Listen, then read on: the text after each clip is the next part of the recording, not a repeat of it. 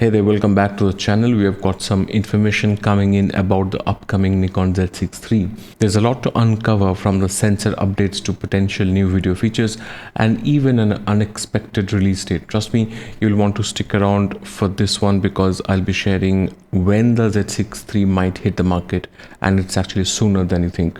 Let's begin with some interesting speculation surrounding Nikon's recent acquisition of RED. If you're familiar with RED, you know that they're a big deal in the world of high-end video film production. So what does that mean for the Z6 III? Well, it seems that the acquisition of RED might have been a factor in the delay of the Z6 III to a certain extent. I don't know about this for sure, but I have some sources who told me that there's going to be some feature, minor feature, which is going to be integrated to the Z6 III, and it will come from RED. I don't have any concrete details yet, but I have heard it from 2-3 people from different countries. So this is purely speculative, but imagine the possibilities. Even a small integration of the features, possibly red color or exposure monitoring methods, this could really help the Z6 III's video capabilities significantly. It's an exciting thought, and one that definitely adds a layer of sort of anticipation for what's to come. Moving on, I've got some very interesting and encouraging conversations on the Z6 III sensor. Now, when we first heard about the Z6 III, we heard that it's going to be a 24 megapixel sensor and it's going to be a fast reading sensor, so fast that it's going to have a high shutter speed of 1/16,000 of a second.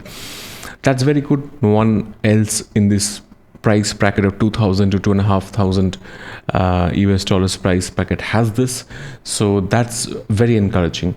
At the same time, some among us wanted the Z6 III to be a 30 something megapixel sensor, because you get the Sony A7 IV at 33 megapixels, and the 24 megapixels is the entry-level standard for full-frame cameras for a while now. So there is this expectation that this time Nikon is going to actually integrate a newer and better sensor, possibly with a slightly higher resolution, in the Z6 III. But the worry there was that if that is done, it's going to compromise video capabilities.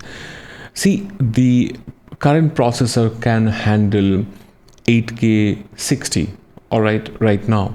So given the capacity of the Xpeed 7 processor, and we have also heard that there's going to be some tweaking and some efficiency added to the Xpeed 7 processor, if that is true, I think theoretically it is possible for the Z6 III to actually handle 30 something megapixel sensor without giving us compromised video features.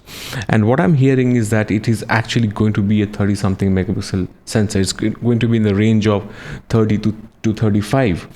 Now, this is a decent bump up from the current Z6 II's 24.5 megapixel sensor, or the ZF's 24.5 megapixel sensor, and this is going to satisfy a lot of people, a lot of photographers, still life photographers, who want slightly higher resolution. It is also going to offer a little bit of ability for you to crop into your images.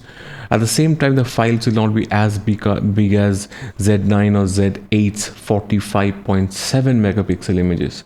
For anyone who's been holding out for high resolution, this could be a big selling point. Now, along with the conversation around the sensor size, which is, like I said, it's going to be 30 something megapixel, apparently this is not going to compromise the video capabilities, and that is very exciting.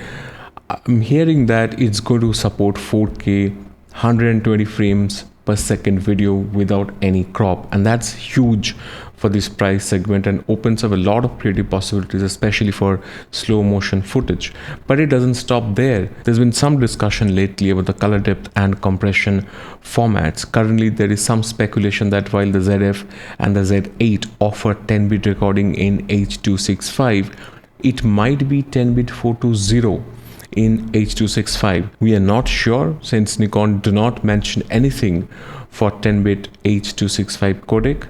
Especially if you go into the menu, you will see that for ProRes 10-bit it is going to mention 422, but that is not the case when you go down to H.265 10-bit. It doesn't mention 422 or 420, so it is safe to assume that it is 420 and not 422.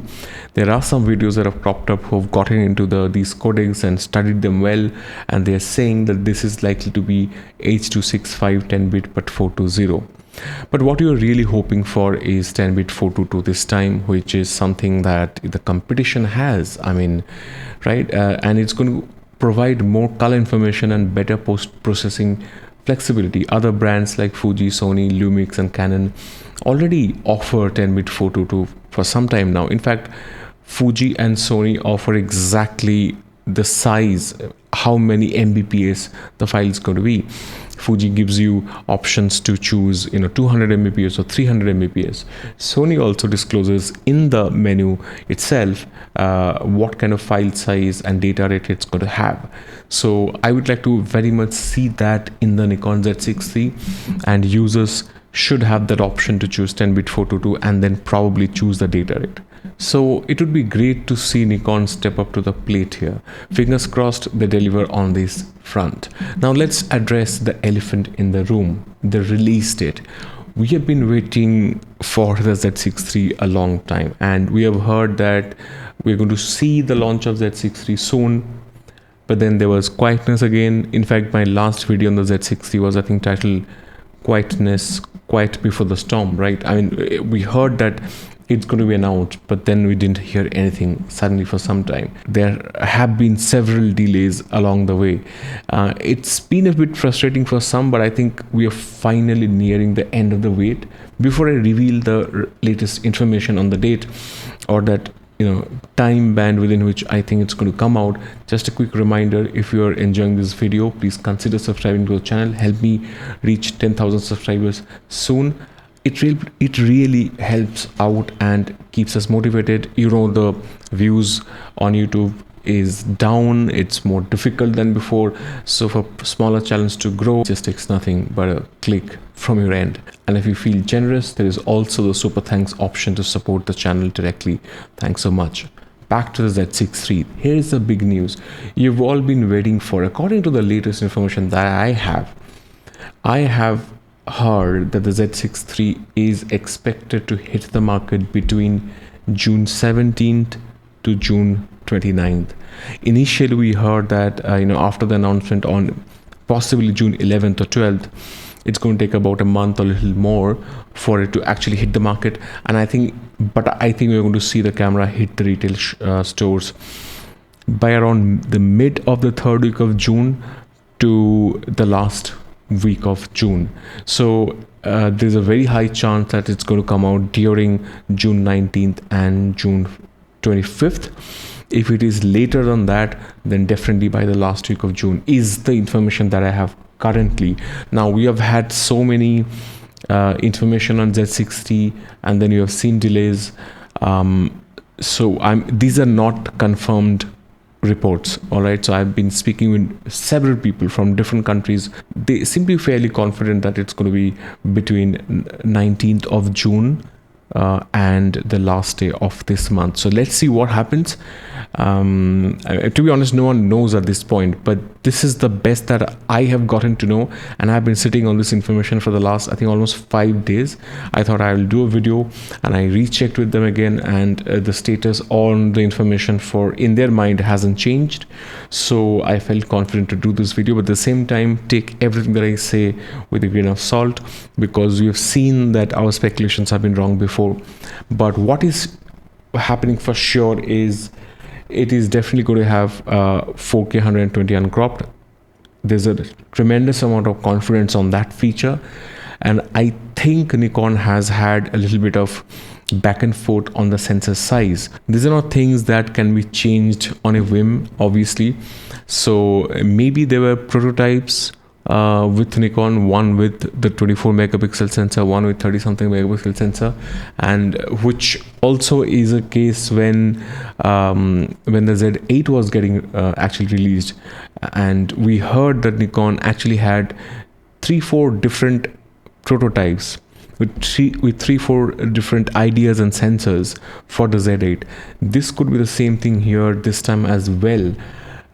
It looks like that we're closer to a point where Nikon have taken a decision, and I think it is, from the sources that I have, from the conversations I have had with people, looks like Nikon wants to respect 30 something megapixels demand in the market, because there are people who just want it to be slightly higher megapixel, and it makes sense because Sony has been doing it for more than 2 years right now, and it's only Canon, and Canon might just revise the R6 II next year, you never know, and the Z6 will still have to compete. So we have to wait and see, but it's exciting to think that we could have our hands on this new camera in just a few weeks if there is no sudden delay caused by some world event. So if you have been holding out for this camera, you might want to start planning your budget for this already.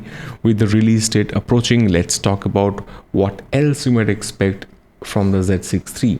There has been some buzz about the ergonomic improvements also. It remains to be seen whether the body size is the same as the Z6 II or if it's now closer to the Z8. I have seen there are fans of both.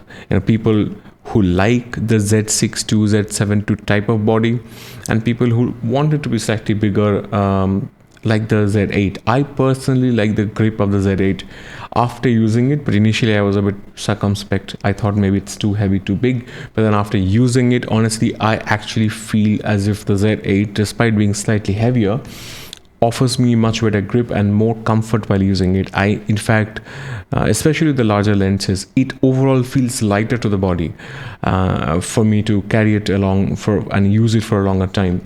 Nikon has a good track record with the design and feel of the cameras, and it sounds like the Z6 III might be even more comfortable to hold, just like the Z8. So that's one thing where I think it'll be interesting to see what Nikon does, and if the body is slightly larger, of course it's going to help the thermal performance a bit better. So if it has aggressive video features, it makes more sense for Nikon to provide a slightly bigger body. Finally, I'm actually still looking for a 3-way articulating touchscreen like the Sony a7R5. That would be a fantastic addition, especially for vloggers and anyone who shoots from tricky angles, or anyone who has a dual usage. For example, you want to shoot video and you want to film yourself at the same time you are a photographer and you want that tilt screen. I think Sony's invention of that a7R5 A9 III screen is fantastic, and I think Nikon should just go for that. So there you have it, some of the latest and most exciting rumors and information about the Nikon Z6 III. That's what I have. I've been sitting on this for, like I said, for the last 5-6 days. So, and yeah, I'm not confident about any of this, only because I have seen that things change. I mean, we have heard rumors and then we have seen delays happen. I was much more confident when the Z8 came out. I was much more confident when the ZF came out. This time, not so much. If you remember, I was also very confident about the Z30 when that came out. If you watch my videos for the last 1.5 years, you'll see that I was spot on for most of these releases. Yeah, from the potential RED camera features to high resolution sensor to uncropped 4K 120, exciting stuff. Let's see what happens. Let's keep our fingers crossed. I'm going to leave you here. Subscribe to the channel if you're feeling generous. Super thanks, and I'm going to see you soon with another one.